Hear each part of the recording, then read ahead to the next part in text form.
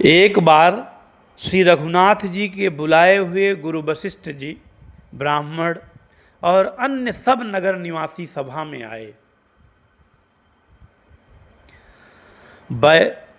जब गुरु, मुनि, ब्राह्मण तथा अन्य सब सज्जन यथा योग्य बैठ गए, तब भक्तों के जन्म मरण को मिटाने वाले श्री भगवान वचन बोले। एक बार रघुनाथ बुलाए, गुर द्विजपुर वासी सब आए। बैठे गुर मुनि अरु द्विज सज्जन, बोले बचन भगत भव भंजन। भगवान ने कहा, हे समस्त नगर निवासियों, मेरी बात सुनिए। यह बात मैं हृदय में कुछ ममता लाकर नहीं कहता हूं, न अनीति की बात कहता हूं और न इसमें कुछ प्रभुता ही है। इसलिए संकोच और भय छोड़कर ध्यान देकर मेरी बातों को सुन लो और फिर यदि तुम्हें अच्छी लगे तभी उसके अनुसार काम करो। ये भगवान बोल रहे हैं। सुनहु सकल पुर जन मम वाणी, कहाऊ न कछु मम ताउर आनी। नहीं अनीति नहीं कछु प्रभुताई, सुनहु करहु जो तुम्हि सोहाई। वही मेरा सेवक है। अब श्री भगवान के शब्दों को सुने। भगवान कह रहे हैं, वही मेरा सेवक है और वही प्रियतम है जो मेरी आज्ञा माने। यदि मैं कुछ अनीत की बात कहूं तो भय भुलाकर बिना डरे मुझे रोक देना। सोई सेवक प्रिय तम मम सोई, मम अनुशासन मानई जोई। जौ अनीति कछु भाखौ भाई, तो मोहि बर जहु भय बिसराई। बड़े भाग्य से यह मनुष्य शरीर मिला है। सब ग्रंथों ने यही कहा है कि यह शरीर देवताओं को भी दुर्लभ है, कठिनता से मिलता है। यही साधन का धाम और मोक्ष का दरवाजा है। अर्थात यह शरीर ही साधन का धाम है। इसी शरीर से साधन करके आप मोक्ष प्राप्त कर सकते हैं। इसे पाकर भी जिसने परलोक न बना लिया, बड़े भाग मानुष तनु पावा, सुर दुर्लभ सब ग्रंथन ही गावा। साधन धाम मोक्ष कर द्वारा, पाई न जहीं पर लोक संवारा।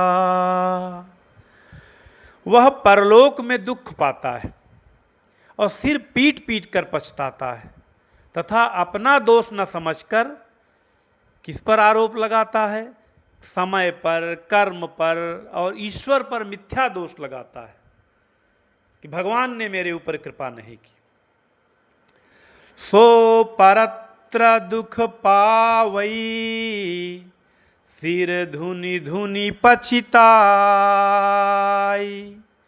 काल ही कर्म ही ईश्वर ही, मिथ्या दोष लगाई। इस शरीर के प्राप्त होने का फल विषय भोग नहीं है, अर्थात यह शरीर जो प्राप्त हुई है ये केवल विषय भोग के लिए नहीं है। इस जगत के भोगों की तो बात ही क्या, स्वर्ग का भोग भी बहुत थोड़ा है और अंत में दुख देने वाला है। अर्थात बहुत पुण्य प्रताप करने के बाद यदि आपको स्वर्ग भी मिल गया तो वह भी अंत में जिस दिन आपका पुण्य समाप्त हो जाएगा उस दिन वहाँ से आप फिर पृथ्वी पर धकेल दिए जाएंगे। अतः जो लोग मनुष्य शरीर पाकर विषयों में ही मन लगा देते हैं वे मूर्ख अमृत को बदल कर विष ले लेते हैं। यही तन कर फल विषय न भाई, स्वर्गौ स्वल्प अंत दुखदाई, नर तनु पाई विषय मन देहि,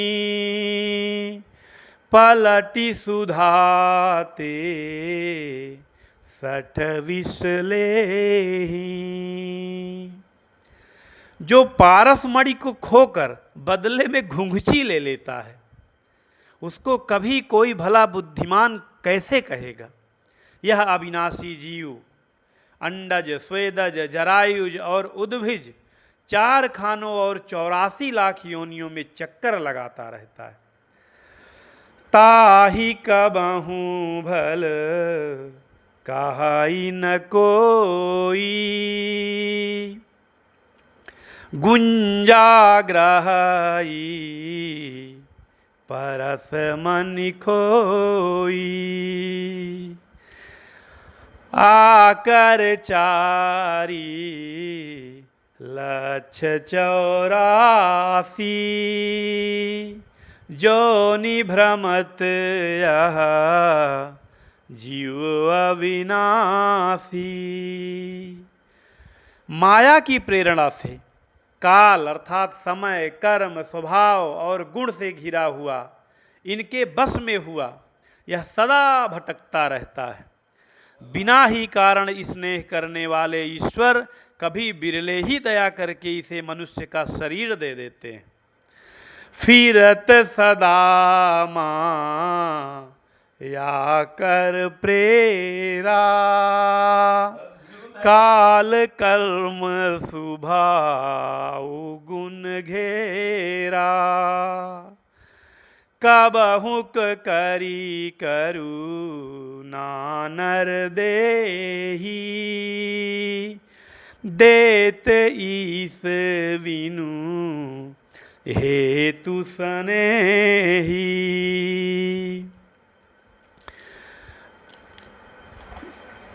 यह मनुष्य का शरीर इस भवसागर से तारने के लिए बेड़ा जहाज है। मेरी कृपा ही अनुकूल वायु है। सद्गुरु इस मजबूत जहाज के कर्णधार खेने वाले हैं। इस प्रकार दुर्लभ कठिनता से मिलने वाले साधन सुलभ होकर भगवत कृपा से सहज ही उसे प्राप्त हो जाते हैं। जो मनुष्य ऐसे साधन पाकर भी भव सागर से ना तरे वह कृतघ्न और मंदबुद्धि है और आत्महत्या करने वाली की गति को प्राप्त करता है। नर तनुभव वारिधि कहूँ वेरो, सन्मुख मरुत अनुग्रह मेरो, करन धार सद गुरु दृढ़ नावा, दुर्लभ साज सुलभ करि पावा। जो न तरई भव सागर, नर समाज यस पाई, सोकृत निंदक मंदमती, आत्माहन गति जाई। ये मैंने भगवान के श्रीमुख से निकले श्री रामचरित मानस में वर्णित कुछ चौपाइयाँ और दोहे आपको सुनाए हैं। ये इससे पहले के वीडियो में जो कल मैंने 84 लाख योनियों में भटकते हुए लोगों को विष्णु सहस्त्रनाम स्तोत्र और दीक्षा मंत्र जपने की सलाह दिया था, उसी को श्री रामचरितमानस में गोस्वामी जी ने शंकर कृपा से इस तरह सुंदर गाया हुआ है।